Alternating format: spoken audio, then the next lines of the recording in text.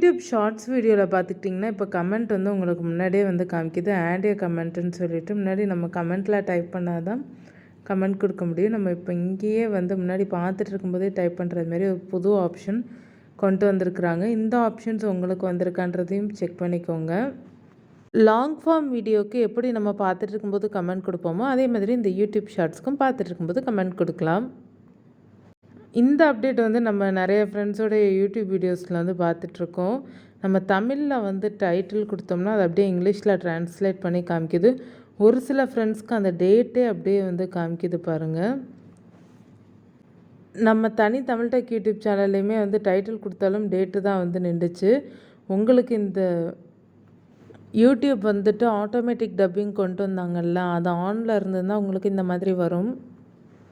உங்களுக்கு இந்த மாதிரி வந்ததுன்னா நீங்கள் ஆஃப் பண்ணிவிட்டு வந்து செக் பண்ணுங்கள். டெம்பரவரியாக நாங்கள் வந்து ஆஃப் பண்ணி வச்சுருந்தோம்.